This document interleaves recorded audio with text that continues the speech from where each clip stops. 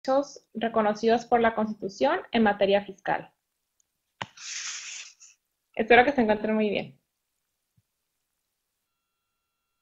Bueno, primero, ¿qué es esto del mundo de los tributos? La realidad tributaria, es decir, el mundo de los tributos, en cuanto a su realidad jurídica, se construye a partir de datos contenidos en la Constitución, en los tratados internacionales, en las leyes, en sus reglamentos y en la interpretación de la Corte. Es una verdad soportada por el ordenamiento jurídico mexicano, que el artículo 133 y 115, entre otros, que no todas tienen el mismo valor. En efecto, primero tenemos que tomar en cuenta para estudiar los tributos el artículo 133 que les pongo en la presentación, que dice a la letra: esta Constitución, las leyes del Congreso de la Unión que emanen de ella y todos los tratados que estén de acuerdo con la misma, celebrados y que se celebren por el presidente de la República con aprobación del Senado, serán la ley suprema de toda la Unión. Los jueces de cada estado se arreglarán a dicha Constitución, leyes y tratados, a pesar de las disposiciones en contrario que pueda haber en las constituciones o leyes de los estados. ¿Qué significa todo esto? Bueno, significa que la Constitución es la ley suprema, es decir, todo lo demás tiene que estar acorde con la Constitución, no puede contravenirlo. ¿Por qué? Porque pues sería inconstitucional. Bueno, ese es otro tema, pero la inconstitucionalidad no se da al momento, sino que tendría que seguirse un juicio, ¿no? Un procedimiento para que se declare la inconstitucionalidad de una ley. Sin embargo, la obligación de todas las leyes, requisito es que todas estén de acuerdo a la ley, así como sus reglamentos. Entonces, por consiguiente, la Constitución es en el proceso obligado el punto de partida y eso no puede ser de otra forma en virtud de la condición de norma suprema que solo corresponde a la Constitución en tenor de este artículo 133. Es punto de partida, ¿por qué? Porque como es la ley suprema y todas las leyes, los reglamentos, todo tiene que estar acorde con la Constitución, es el punto que tiene que, a partir de que inicia las bases de todo el derecho.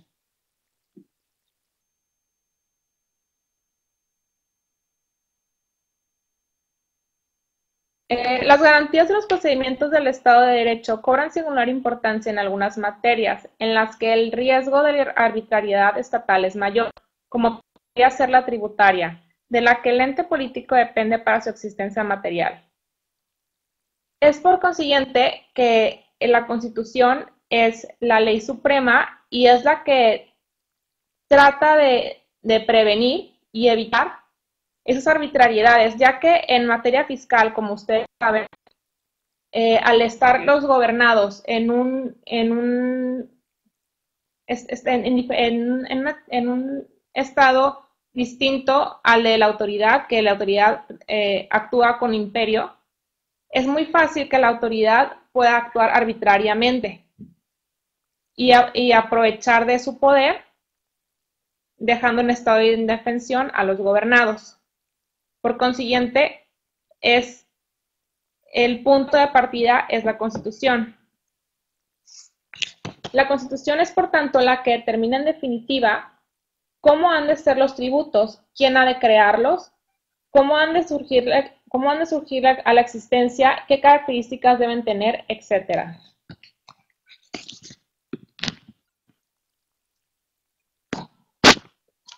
Las garantías y los procedimientos del Estado de Derecho cobran singular importancia en algunas materias en las que el riesgo de la arbitrariedad estatal es mayor, como podría ser la tributaria, de la que el ente político depende de su existencia material. Es lo que les acabo de explicar en cuanto a que el riesgo de la arbitrariedad estatal es mayor en virtud de que el Estado actúa con imperio en el momento del cobro de los tributos.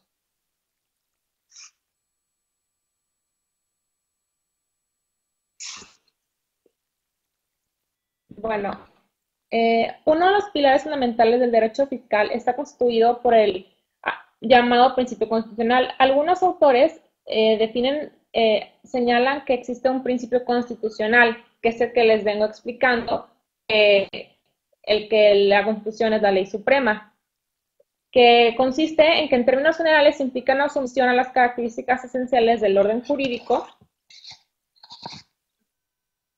y que nos rige, puesto que se enuncia que no basta con que la relación jurídico-tributaria se rija por lo que previo expresamente determina la ley aplicable, sino que hasta que la ley debe encontrarse además fundada en la Constitución, en todos los preceptos constitucionales. Entonces, en principio, en materia tributaria, nuestro artículo rector es el artículo 31, fracción cuarta, como todos debemos de conocer, que dice, son obligaciones de los mexicanos contribuir para los gastos públicos, así de la Federación como del Distrito Federal o del Estado y municipio en que residan, de la manera proporcional y equitativa que dispongan las leyes. Bueno, este artículo nos arroja diversos principios, obligaciones y pautas en materia fiscal.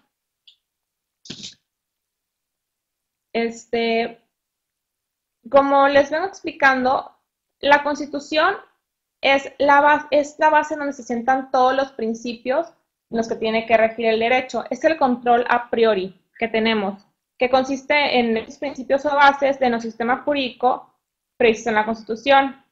Briceño Sierra señala que el control comienza por establecer en la Constitución bases, por ejemplo, en materia tributaria, los fundamentos que significan el contenido y alcance primario de la contribución. Entonces, es por eso que ese artículo 31, fracción cuarta, es el control a priorístico en su primera aproximación en materia fiscal, y que es a partir de que esa norma jurídica nace la obligación a cargo de los gobernados de pagar tributos. Tal como señala, son obligaciones de los mexicanos contribuir para los gastos públicos. De ahí nace la obligación de los ciudadanos para contribuir. También, tal como señala Antonio Jiménez, la obligación de contribuir para los gastos públicos o bien de pagar tributos al Estado no encuentra su origen en un acto negocial, es decir, no surge de un acuerdo entre el Estado y el gobernado, sino que emana del ejercicio del poder de imperio del Estado. Como les venía diciendo, como el Estado no está en un plano de igualdad con el gobernado, no es un acuerdo, no es una negociación. Es por eso que está previsto en la Constitución esa obligación, al estar en esa relación contribuyente con el Estado en imperio. Y pues verse más susceptible el contribuyente gobernado a quedar en estado de indefensión por un abuso de poder. En ese sentido, el artículo que manifiesta el ejercicio del poder de imperio del Estado para establecer la obligación de entero en el país es este artículo, el 31, fracción cuarta. En primera instancia, el numeral citado refleja la hipótesis de contribuir al gasto público. Son obligaciones de los mexicanos contribuir para los gastos públicos. En segundo término, establece las fronteras tributarias, que es el ámbito competencial del entero del tributo, cuando dice así de la Federación como del Distrito Federal o del Estado y municipio en que residan. Y luego delimita la forma en que debe ser el pago de las contribuciones, que dice de la manera proporcional y equitativa. Y por último, señala de manera taxativa que es en las leyes en donde se establecerán los requisitos para la contribución al gasto público, donde señala que dispongan las leyes. Entonces, este artículo refleja 4 puntos importantes a tomar en consideración respecto de la obligación para contribuir, el ámbito competencial, la forma en que se deberá contribuir y en dónde estarán previstas la manera de contribuir.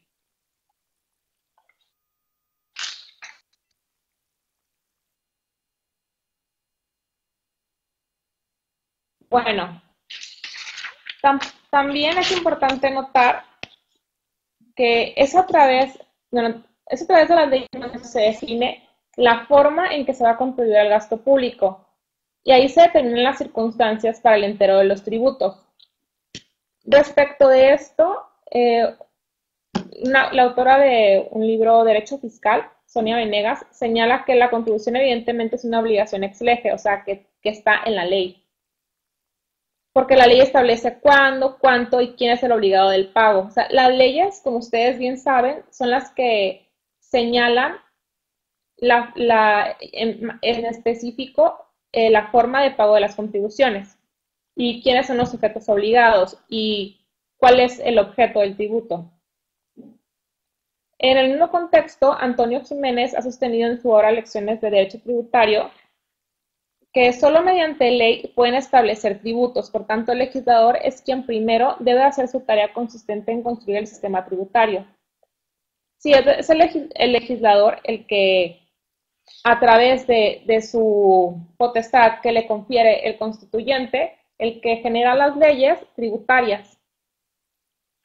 Pero no obstante que el constituyente delegó esta facultad de determinar la manera de tributar a las leyes, es importante que en virtud del artículo 133 constitucional, dichas leyes deben encontrarse acordes con la Constitución.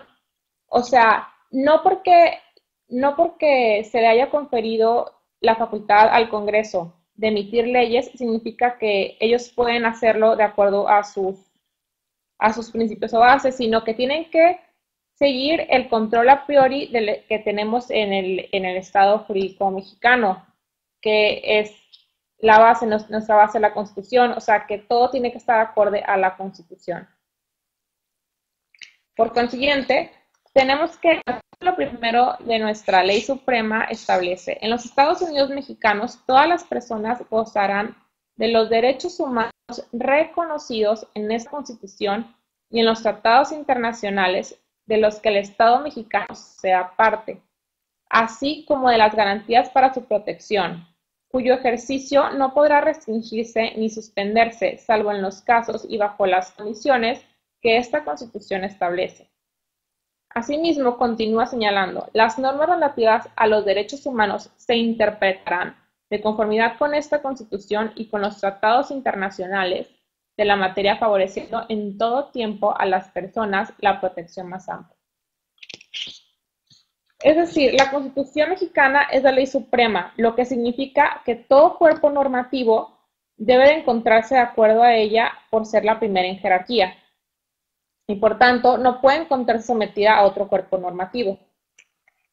En términos del artículo 133, en la cual el constituyente le otorga el poder máximo de máximo ordenamiento en el sistema jurídico mexicano.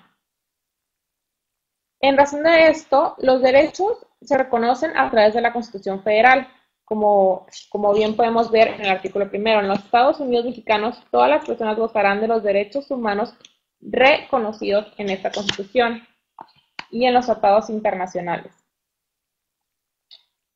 Bueno, esto es ya que esta ley es base de todas las demás, lo que es lo mismo que todas las leyes deben encontrarse en armonía con ella.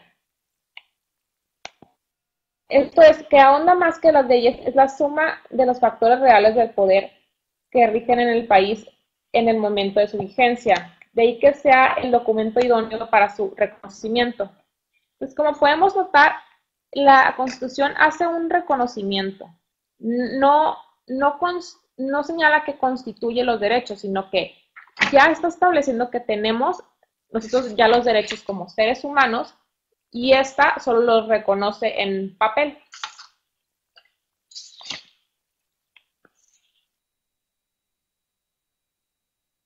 Asimismo, no solo reconoce derechos de la Constitución, sino que también establece las pautas para la protección de estos derechos.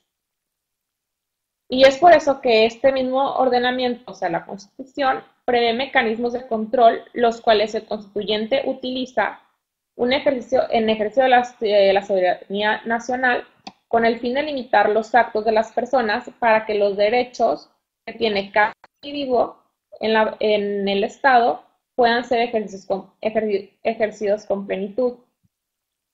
Según Humberto Briceño Sierra, estos controles tienen el propósito de proteger los derechos intrínsecos de los seres humanos y esos funcionan de dos maneras, o sea, son dos controles, son controles a priori y controles a posteriori.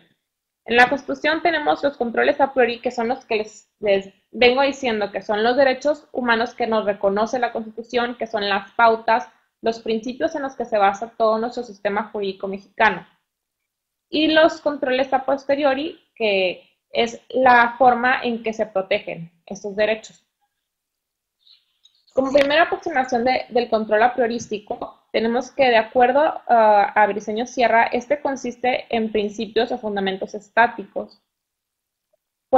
¿Estáticos por qué? Porque estos permanecen en la Constitución y son base de todo nuestro sistema jurídico, los cuales encontramos pues, en la Constitución y en los tratados internacionales de los que México forma parte.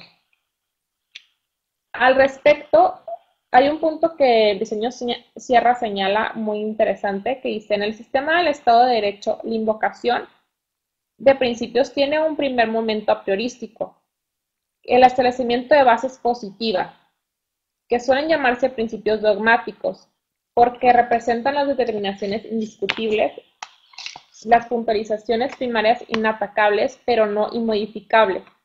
En los países de estructura constitucional, como en México, esos principios tienen un lugar especial en las leyes básicas, la Constitución. Es por eso que estos están, en nuestro sistema jurídico mexicano, tal como hemos venido diciendo en el artículo 133, la Constitución es la ley suprema. Es por eso que ahí se señalan todos los principios y bases del derecho mexicano. Entonces, no obstante que el artículo 31, fracción cuarta, señala que las leyes van a establecer la forma en que específica en que se va a tributar, tiene que estar acorde con los principios y bases de la Constitución. Entonces, este control a priori consiste en una delimitación que realiza el constituyente con el propósito de asentar las bases de los principios conforme a nuestra ley fundamental, estructurar, distribuir, organizar y formalizar, que son los momentos a priorísticos del control del Estado.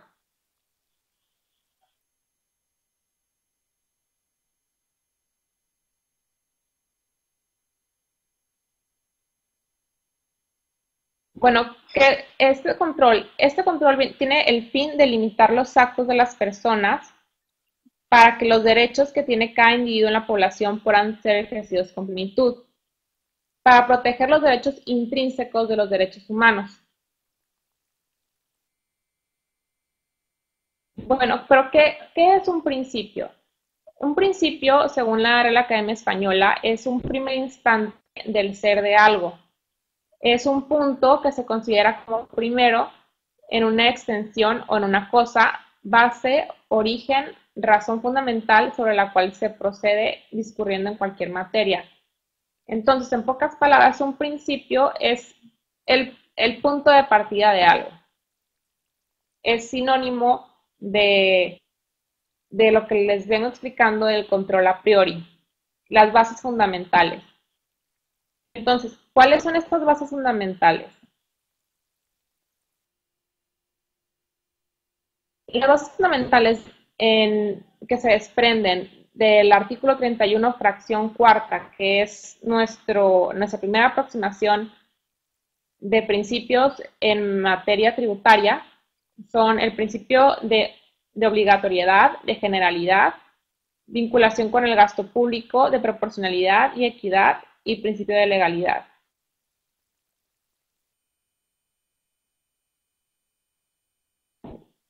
Ay, me equivoqué.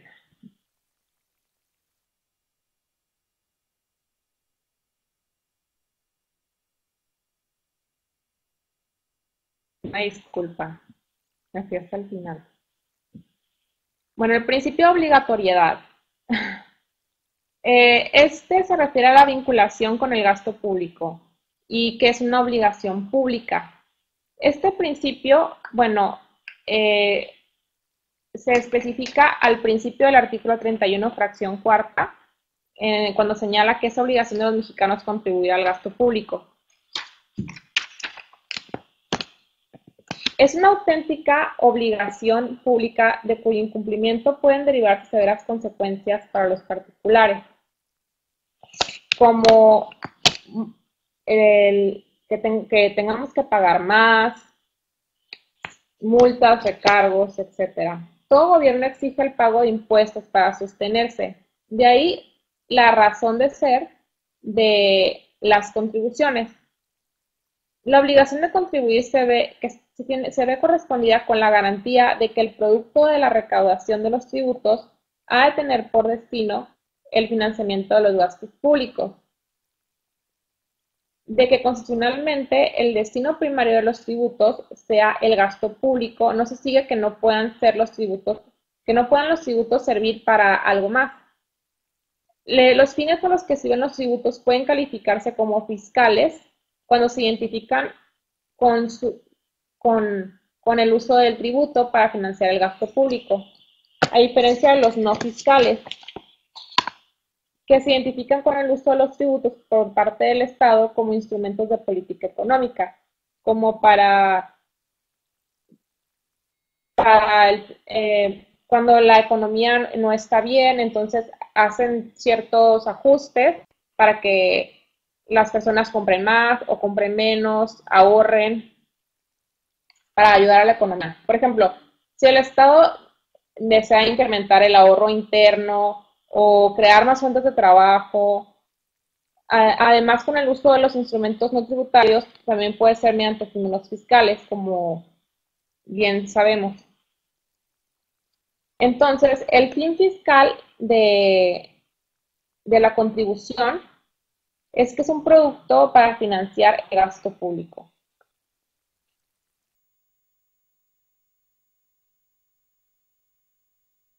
Ay, otra vez. Una disculpa, otra vez me fui al final. A ver.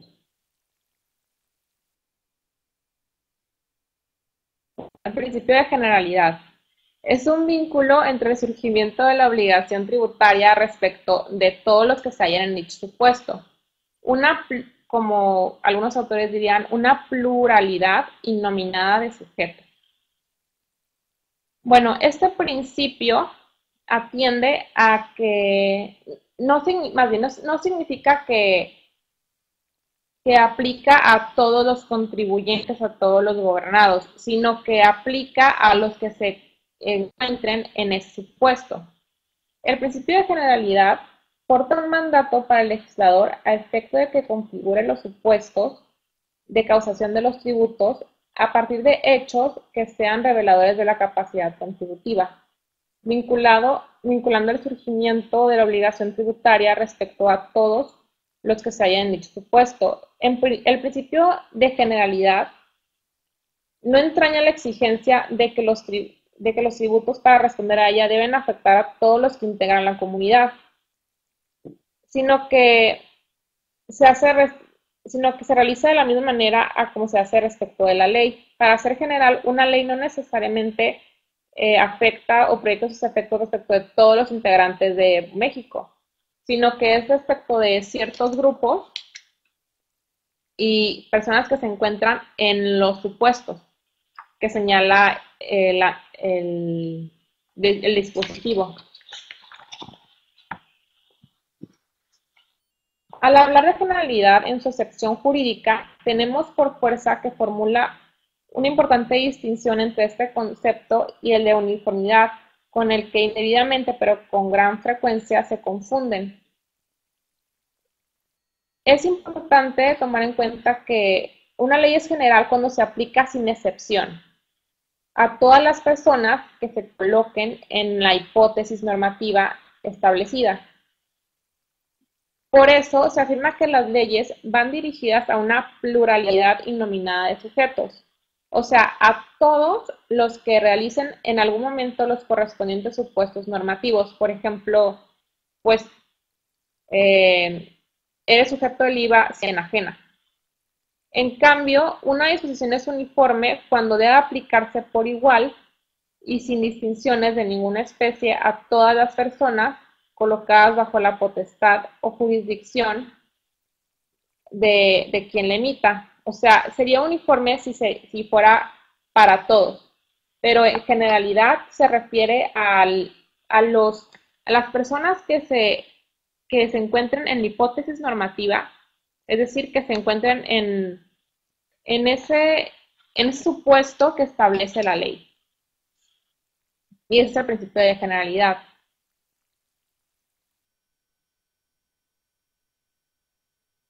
Ahora, el principio de proporcionalidad. Nos señala el artículo 31, fracción cuarta, que tenemos que contribuir de manera proporcional. ¿Qué significa esto? Proporcionalidad. Habla sobre la potencialidad real para contribuir a los gastos públicos. La capacidad contributiva se rige por mandato constitucional en el único criterio para el llamado a contribuir, lo que significa que el legislador no puede establecer tributos a cargo de alguien por una razón distinta a la capacidad contributiva. Esta lógica tiene lógica en que la naturaleza del tributo, en la exigencia de la naturaleza del tributo, porque si este en principio y formato constitucional es un medio de cobertura financiera del gasto público, ha de recaer sobre manifestaciones de riqueza. De no ser así, se estaría en condiciones de que no se pueda cumplir con este fin. Por eso es importante que las leyes fiscales se basen en la potencialidad real que tengan los contribuyentes para, valga la redundancia, contribuir al gasto público. Porque es como su finalidad es el sostenimiento del Estado, tiene que ser acorde a lo que cada gobernado pueda contribuir.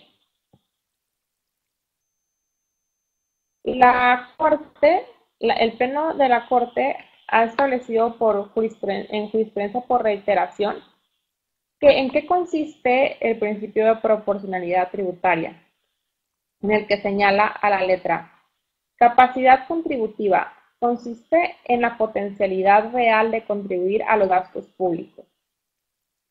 Esta Suprema Corte de Justicia de la Nación ha sostenido que el principio de proporcionalidad tributaria, exigido por el artículo 31, fracción cuarta de la Constitución Política de los Estados Unidos Mexicanos, consiste en que los sujetos pasivos de un tributo deben contribuir a los gastos públicos en función de su respectiva capacidad contributiva.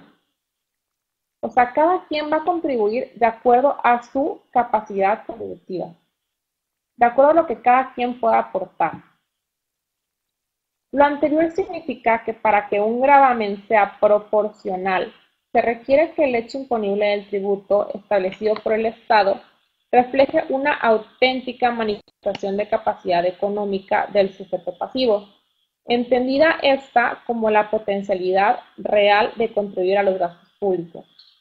Ahora bien, tomando en consideración que todos los presupuestos de hecho de los impuestos deben tener una naturaleza económica en forma de una situación o de un movimiento de riqueza y que las consecuencias tributarias son medidas en función de esta riqueza, debe concluirse que es necesaria una estrecha relación entre el hecho imponible y la base gravable a la que se aplica la tasa o tarifa del impuesto.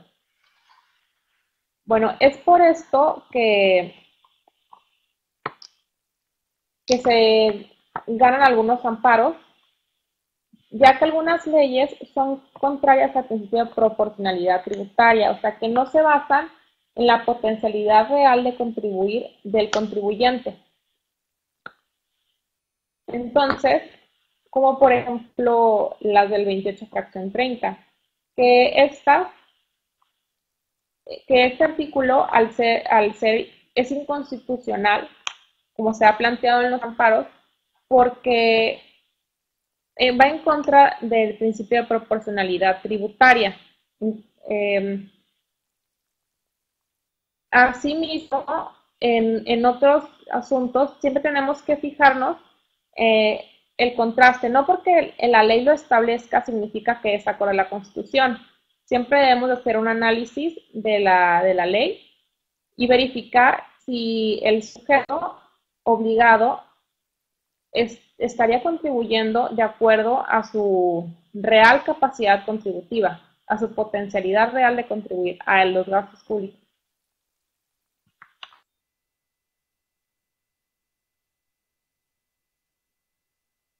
Bueno, el principio de equidad. Eh, bueno, también nos señala el artículo 31, fracción cuarta, que se debe de contribuir de forma equitativa. ¿Esto qué significa? Es el trato igual a los iguales y desigual a los desiguales. Este principio constitucional atiende a que, a que se aplique un trato idéntico desde el punto de vista tributario a los iguales y desigual a los desiguales.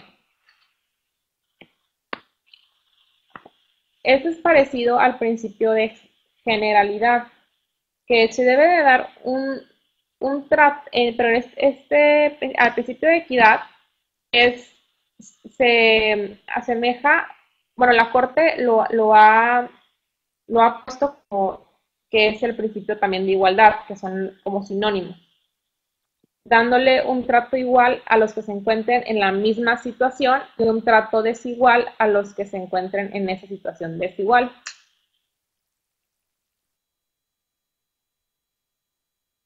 El Pleno de la Corte, en jurisprudencia por reiteración de la novena época, ha establecido lo siguiente.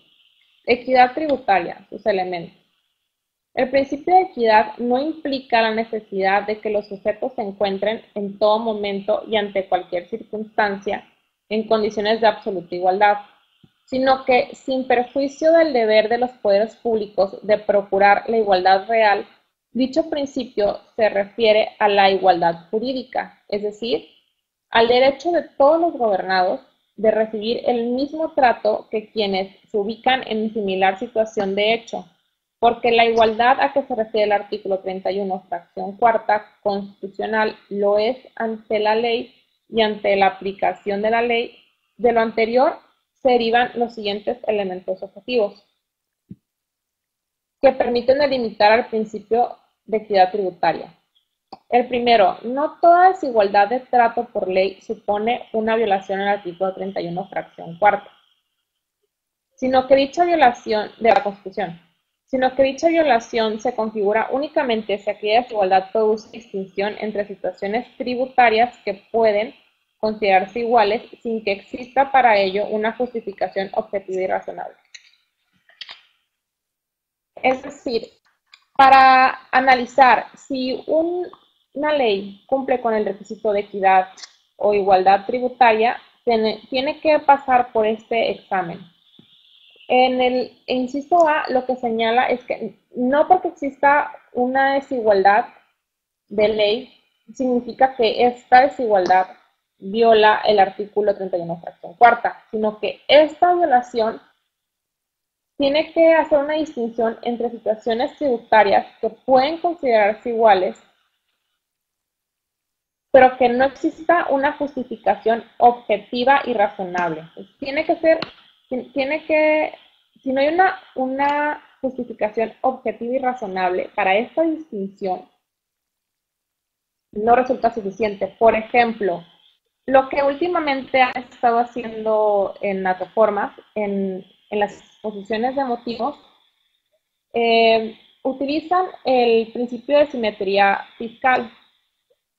Debemos tomar en cuenta que este principio no es un principio constitucional, no está previsto en la Constitución. Por lo tanto, este principio, el de querer recaudar, no es suficiente si trastoca los principios constitucionales, porque como ya hemos establecido al principio de esta presentación, lleva a mano todos los principios establecidos, reconocidos en la Constitución por el artículo 133 de supremacía constitucional. Entonces, si en la exposición de motivos se hace una distinción entre, entre, entre situaciones tributarias sin una justificación objetiva y razonable, como por ejemplo, que su razón sea el, que sea la simetría fiscal, esta no es suficiente, no es considerada una justificación objetiva y razonable porque lleva a mano un principio constitucional. Inclusive esto, bueno, a mí me ha tocado verlo en sentencias y es el razonamiento, porque y hay diversos criterios también de la Corte que señalan que es un principio de política tributaria y no es constitucional, no está previsto en la Constitución. Bueno, el inciso B. A iguales supuestos de hecho deben corresponder idénticas consecuencias jurídicas. Entonces, si hay un supuesto de hecho, si hay dos supuestos de hecho idénticos, las consecuencias tienen que ser idénticas para cada uno. No pueden ser diversas en un mismo supuesto de hecho. C. No se prohíbe al legislador contemplar la igualdad de trato, sino solo en los casos en que resulta artificiosa o injustificada la distinción. O sea que tiene que tener una razón justificada, lo que decimos justificación objetiva y razonable.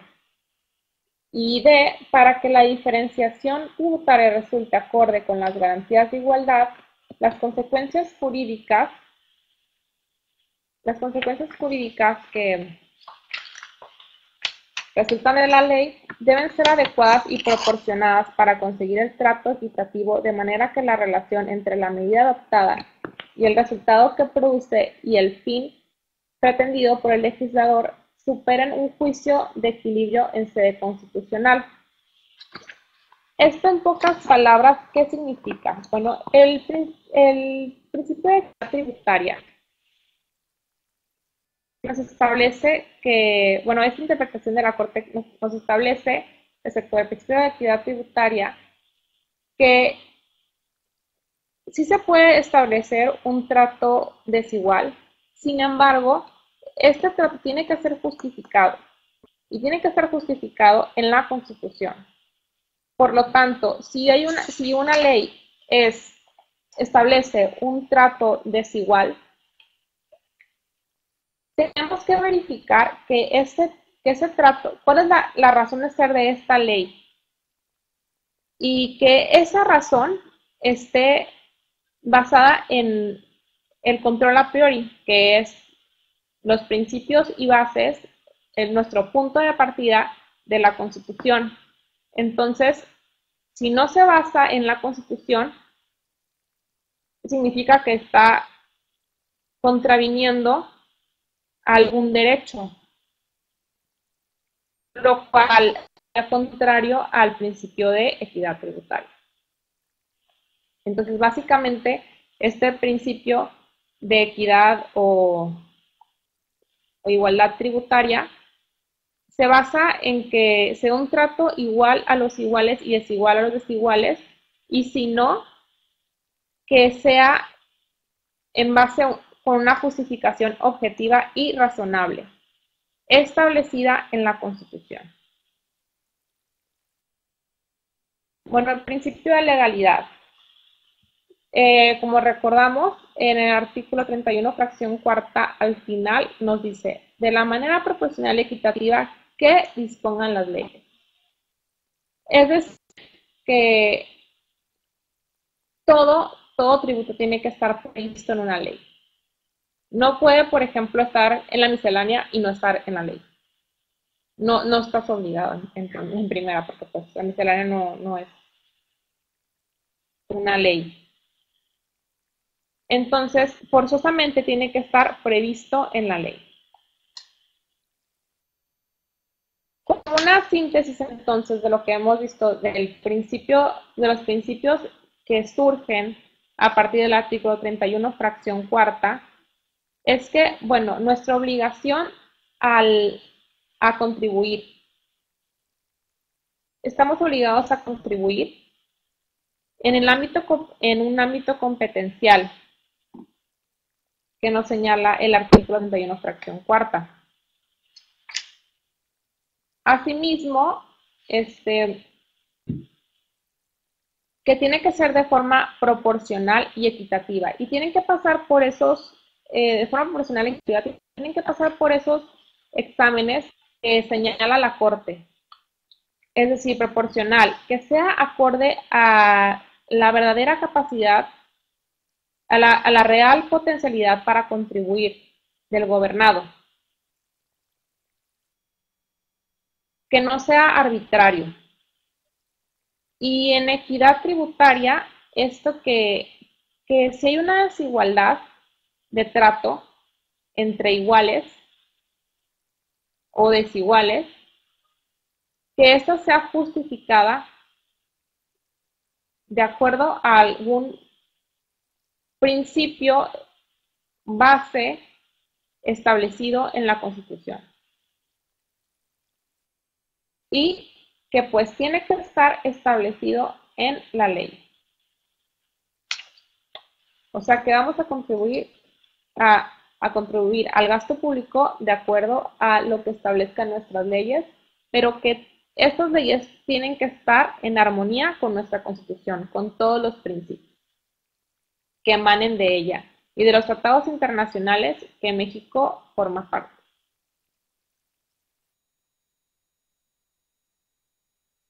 Bueno, otros principios o derechos constitucionales que están previstos en la Constitución, en otros artículos, son, por ejemplo, el de seguridad jurídica, el derecho de petición, no discriminatoriedad, interdicción a la arbitrariedad, recurso efectivo y pues otros, ¿no? Existen bastantes derechos y principios reconocidos y previstos y no exactamente en la Constitución y los tratados internacionales que México forman parte, no exactamente algunos se señalan de forma explícita, sino que se desprenden del texto constitucional, del texto de los tratados internacionales. Bueno, en cuanto al principio de seguridad jurídica, ese se me hace un principio muy importante. Les voy a compartir una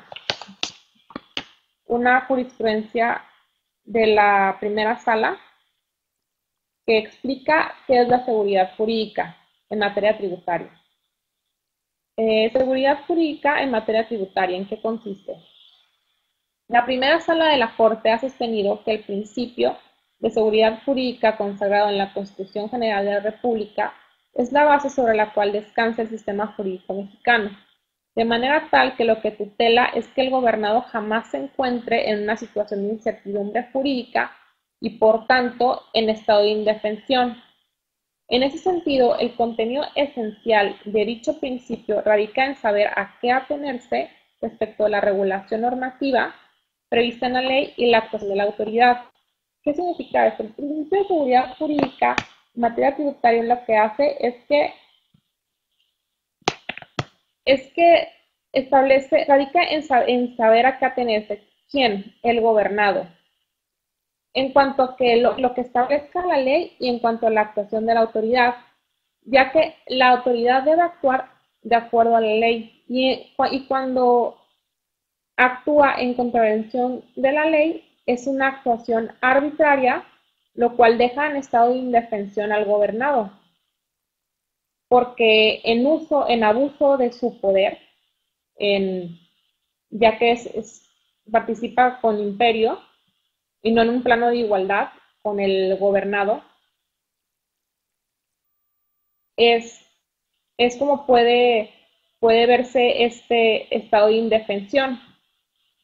Continúa diciendo la jurisprudencia. Así, en materia tributaria debe destacarse el relevante papel que se concede a la ley, tanto en su concepción de voluntad general como de razón ordenadora, como instrumento garantizador de un trato igual objetivo de todos ante la ley frente a las arbitrariedades y abusos de la autoridad, lo que equivale a afirmar desde un punto de vista positivo la importancia de la ley como vehículo generador de certeza. y desde un punto de vista negativo el papel de la ley como mecanismo de defensa.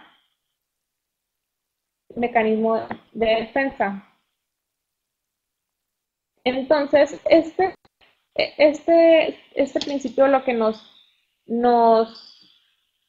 señala es que nos protege en cuanto a lo que se establece en la ley y en cuanto a la actuación de la autoridad. También es importante notar que este principio ya, de acuerdo a la interpretación que hace la Corte, la primera sala, ya señala el principio de interdicción en la arbitrariedad, que es un principio que, no obstante, no está señalado tal cual en la Constitución, sí está en los tratados internacionales de los cuales México forma parte, como la Convención Americana sobre Derechos Humanos, pero ya está, como ustedes pueden notar, los principios tienen relación entre sí. ¿Por qué? Porque con cada uno se protegen diversos derechos que tenemos reconocidos. Bueno, el derecho de petición es el derecho que está previsto en el artículo 8 de la Constitución. El derecho de, pues, como presentar un escrito ante la autoridad. No discriminatoriedad, que está en el párrafo quinto del artículo primero de la Constitución. E interdicción a la arbitrariedad, que están los tratados internacionales de los que México forma parte. Y el recurso efectivo. Tenemos que tenemos derecho a un recurso efectivo. Tenemos que notar que estos principios y derechos son para nuestra protección en todo, ya sea en una visita, ya sea, o sea, en materia tributaria, es en una visita, ya sea al pedir una devolución, al realizar simplemente cualquier escrito a la autoridad. Tiene que estar todo, tiene que estar acorde a la Constitución, porque de acuerdo al principio de legalidad, la autoridad solo puede hacer lo que la ley le permite. Entonces, ellos no tienen, sus facultades están delimitadas en las leyes. Obviamente, todo emana de la Constitución y de ahí se desprende, de acuerdo a la jerarquía normativa, sus facultades. Sin embargo, todo tiene que estar acorde a la Constitución, de acorde a las bases constitucionales, que es el control a priori, que emana de nuestra Constitución. Y pues, por mi parte es todo. Muchas gracias por su atención. Espero que les ayude en algo mi plática. Que estén muy bien y que tengan muy buen día.